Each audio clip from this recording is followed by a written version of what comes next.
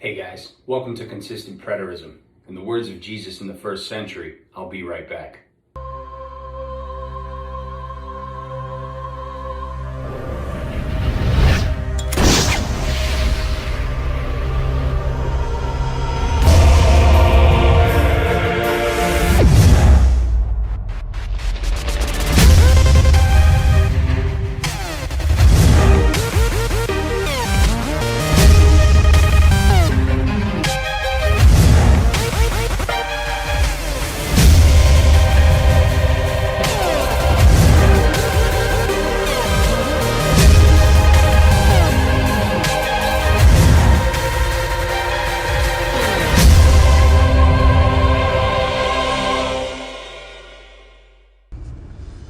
Well, hello everybody, and welcome to my show. My name is Jason DaCosta. Thank you for joining me today. Welcome to Consistent Preterism. It's great to have you. I just needed to comment. Over the last couple of days, I've gotten quite the spike in subscriptions, and I don't know why that is. I'm not quite sure. Perhaps there were a couple plugs that I'm not really sure about. I know some people shared a couple videos into some preterist groups. But the spike actually happened mostly before I shared my Don K. Preston challenge video, which as of right now, as I'm recording this, there has been no response to that I'm aware of. But anyways, I don't know that it was exactly that challenge that got me the spike, but if it did, cool. And hopefully if Don accepts, there will be many more subscriptions because they will see the truth of I.O. and how clear and logical the arguments are when held up to Don's. And as you know, I don't do this for any monetization like Don. I don't take advantage of that at the present time. Obviously, with only 500 subs, you're not really going to be getting much sponsorship anyway, or I should say, monetizing. So perhaps in the future, if the channel were to ever grow to a good number, then maybe, but as of right now, I do this all just because I enjoy talking about it. I enjoy coming to clarity. I enjoy piecing the puzzle together because after all, it is just a big puzzle, just one big puzzle. But I wanted to say welcome to anyone out there who might be new to the channel. There is a plethora of different videos that have been done over the last 2 years or so. If you wanted to go back and check them out, there's a lot of information, a lot of topics covered. They all kind of intertwine and connect somehow, but it would take a little bit of time and exploration of the channel's contents in order to, get up to speed. So hopefully if you're interested, then you will take the time to actually do that. But welcome nonetheless. So today I wanted to briefly talk about the law on the heart thing, because I've talked about this before. It's probably been a while, but without a doubt, one of the more popular places that the Christian today would go to prove that salvation is still about them or that it pertains to them today somehow would be Romans chapter 2. Without a doubt, that is one of the more common places, one of the bigger anti-IO arguments. Now, what I'm going to do is I'm going to plug a link to one of my older videos, which was maybe, 40, 50 minutes long, all about this topic. It's more elaborate, it's more in-depth, it ties certain things in a lot better. Right now, this is just kind of on the spur of the moment type deal, which you'll find is basically how I do my stuff. A lot of times I'm in the car, like now, just kind of cruising. And but that video back in the day actually explains a lot, and it was very well received. And that kind of broke the issue open for a lot of people. I remember that, prior to that video, there were still some people that would argue and always appeal to Romans 2. So I said, you know what, I got to do a video on it. And I sat in my office and I did an elaborate video on it. And sure enough, the very same people who argued with me about that point are now IO. And so it was well received. And there's, a lot that can be said on this topic. But today I'm just going to summarize it very quickly for you. So people come to the New Testament and they read Romans 2 and they automatically think that those that Paul is speaking of there, the Gentiles there, are anybody, right? They're pagans, they're people today, they're all sorts of different types of people. They're every single person in the world. Well, the argument would be that these laws that are written on these people's hearts, well, first of all, most people cannot define them today. All right, you ask a person what laws are actually written on their hearts today, and it usually goes something like this: do not steal, do not cheat, do not murder, obey your parents, love God, love everybody, right? It's just a very general, very vague type of law, and it usually involves 9 of the 10 commandments.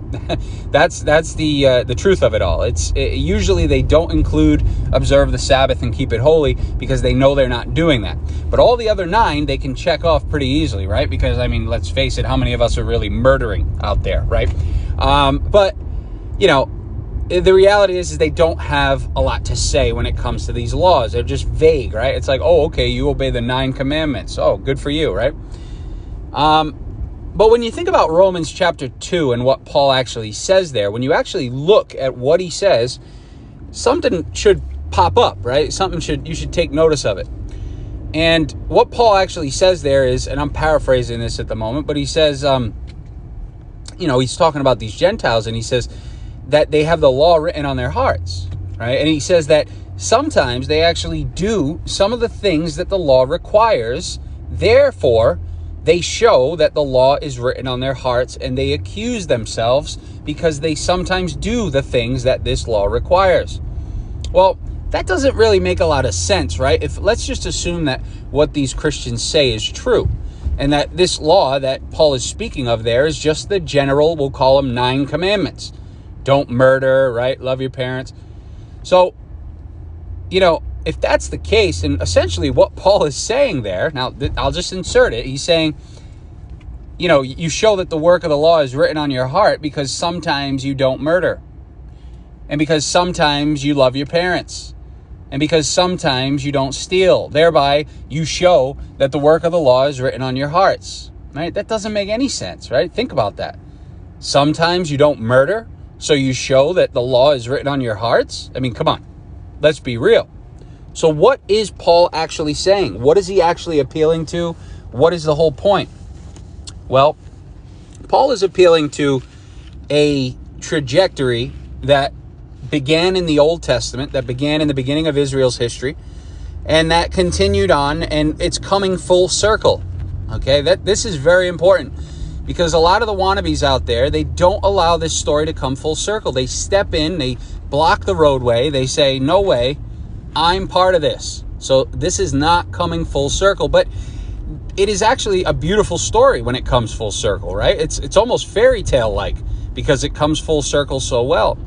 And what do I mean by that? Well, if you know anything about Israel, when they were dispersed and scattered into the nations, first by the Assyrians, and then the house of Judah went into Babylonian exile, they were promised all throughout this period that they were going to be brought back, right? Jeremiah, Ezekiel, these Babylonian captivity prophets, even Isaiah, they're all talking about this period where God is going to bring Israel back from the farthest points of the earth, and he was going to return them to Zion, bring them back to Jerusalem, reestablish the city, reestablish the ruins, the desolate places, rebuild the temple.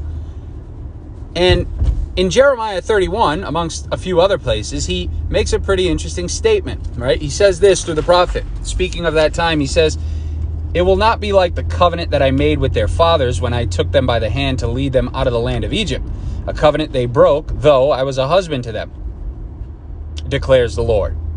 But this is the covenant that I will make with the house of Israel after those days, declares the Lord. I will put my laws in their minds and inscribe it on their hearts, and I will be their God, and they will be my people. No longer will each man teach his neighbor or his brother, saying, know the Lord, because they will all know me, from the least of them to the greatest, declares the Lord. For I will forgive their iniquities and remember their sins no more." So what do you notice there that the prophet Jeremiah is saying about this return to Babylon? Well, the reason why they were in Babylon was because they disobeyed the law, okay? So the law was a very important part of this whole arrangement. This was the covenant. This was the exclusive law that was given to the Israelites at the start that supposedly wasn't given to any other people. Moses is very clear about that. What other great nation has this law that your God is setting before you today? The answer was none, right? They were the chosen people. And so Jeremiah here is saying that when you come back from your punishment, right? When you come back from that place that you're at right now, captivity in the nations, lost, spread around, scattered. When you come back from that place of punishment, God is going to again establish his covenant with you, and part of that arrangement is that he's going to write his laws on your hearts, and all of you will know him from the least to the greatest. Okay, of course, all within the context. You have to be careful. All can be very contextual, and it is pretty much all the time. So my point here is that Jeremiah, amongst other places back there, all establish who had the laws on the hearts. The Bible's very clear that nobody other than Israel had the law. So what sense would it make to say that, yeah, Israel had the actual law, the codified law, but everybody else had the law written on the hearts? It doesn't make sense, because God flat out says that only Israel had the law. So that settles it. There's no ifs, ands, or buts about it. That would be a total contradiction if you say, well, yeah, Israel had the law, but everyone else had it on their hearts. No, God says he only declared his laws to Jacob, and as for the nations, they did not know them. Psalm 147. Okay, so people ignore this, and they say everybody has the law, but the Bible's very clear that it was only the Israelites who had the law written on the heart. That designation is only given to them. So when I talk about trajectory, I want you to keep that in mind. I want you to remember what the story gives us as a vital piece of information regarding the law being on the hearts. It gives you the people in focus. It gives you the characters who have that law on the heart. All right? It's kind of like watching a movie and you're about a half an hour in and the pizza guy comes, knocks on the door. You go to the door. You don't pause the movie. By the time you come back with your pizza, it's 3 minutes later and you've missed an incredibly important part of the story. And if you miss that important part of the story, when you get to the end of the movie, you're not going to really understand what's going on at the end because you missed that part of the story. So if you overlook the ironclad fact that A, only Israel had the law, and B, only Israel had the law written on the hearts as well, then when you come to the end, when Jesus sends them out on a mission for the elect, aka for Israel, then you're never going to understand who these ones are in Romans 2. That's just the way it goes. And what's interesting is people also like to quote Hebrews chapter 8. But if you notice, even in Hebrews chapter 8, the only ones who are said to have the law on the hearts is the house of Israel and the house of Judah. Nobody else is there, right? In this supposed new covenant, even though Hebrews 8 is doing something different. It's actually looking back at the return from Zion and quoting that situation. The return to Zion, Second Temple period. It's looking back on that. But even Hebrews doesn't give anybody an in to this story, right? It just doesn't. Hebrews chapter 10, same thing. This is the covenant I will make with them after those days. I will, declares the Lord, I will put my laws in their hearts and inscribe it on their minds. I mean, come on, this is all about Israel. 1 Kings chapter 8:58, may he incline our hearts to himself, to walk in all his ways and keep his commandments and laws and ordinances that he commanded to our fathers. I mean, come on, this is all about Israel. Psalm 37:31, King David, the king of Israel, said the law of God is in his heart. His steps do not falter. Who had the law? Israel. Why is King David talking about the law? Because he's the king of Israel. Okay? Look at Psalm chapter 40, verse 8. I delight to do your will, O my God. Your law is within my heart. Right? Think about that. Your law is within my heart. Again, Israel. Isaiah chapter 41, I believe it is. I didn't write this one down, but I'm positive you know of it. It says, you people in whose hearts is my law. Speaking to Israel. You people in whose hearts is my law. Jeremiah 24:7. I will give them a heart to know me, that I am the Lord. They will be my people, and I will be their God, for they will return to me with all their heart. See all this heart stuff, this law on the heart, written on the heart, inscribed on the heart, giving them a new heart. They will know me and love me with all their heart. This was always about Israel.